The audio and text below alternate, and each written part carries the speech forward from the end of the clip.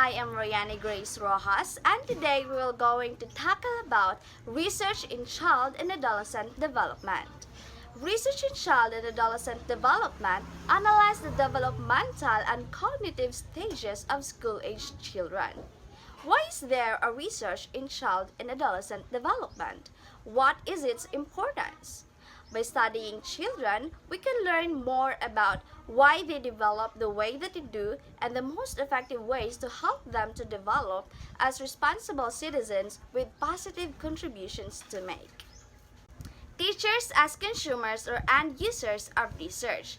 Research enables teachers to come up with an informed decision on what to teach and how to teach. It also helps the teachers to be more knowledgeable about how to fit their teaching with the development levels of his or her learners. So through research, it helps the teachers to identify the differences between his or her students, of whose student is slow learner and who is fast learner, in which way he can also identify the strengths and weaknesses of his learners. That will help him to decide on what lesson to teach in the next discussion, because he already know the weakness of his children or on what aspect does his children lacks.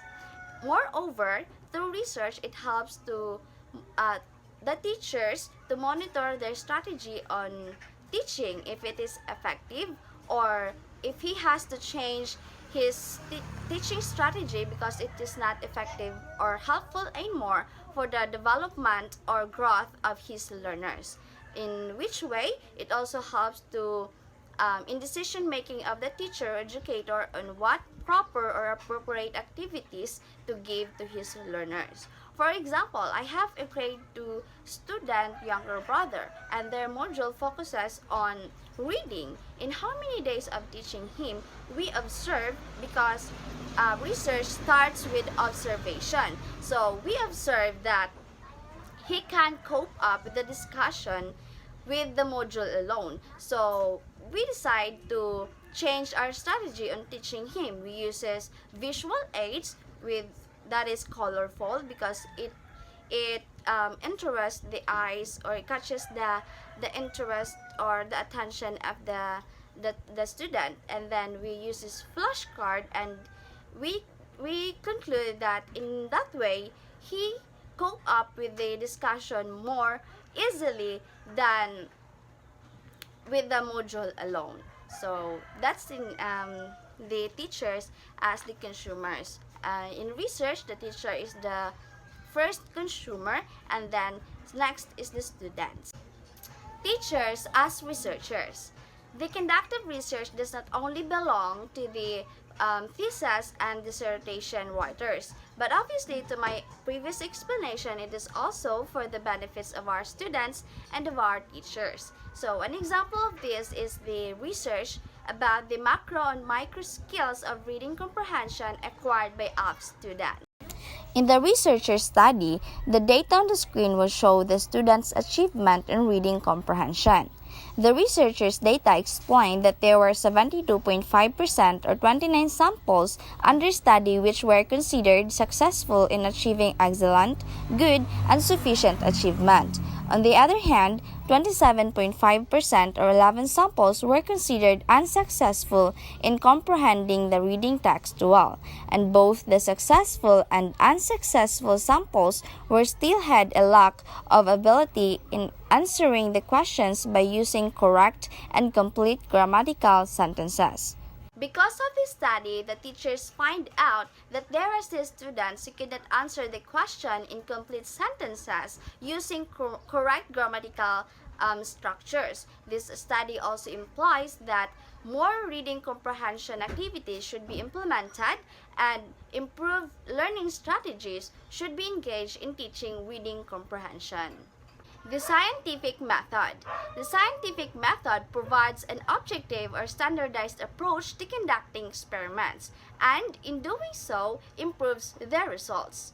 By using standardized approach in investigations, the scientists or researchers can feel confident that they will stick to the fact and limit the influence of personal or preconceived notions.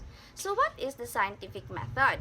The scientific method starts with a question or an observation, followed by doing a background research, then form a hypothesis.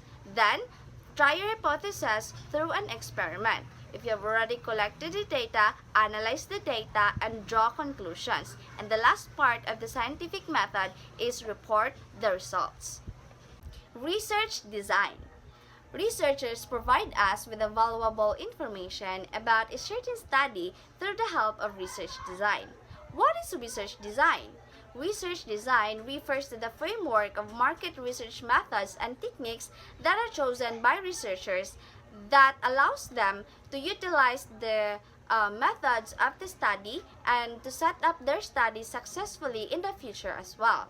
One example of research design is the case study.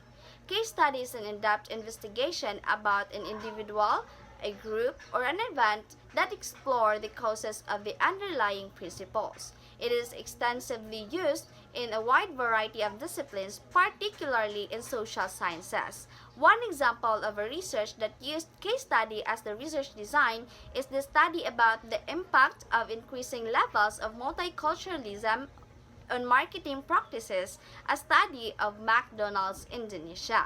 Another example of research design is the correlational study.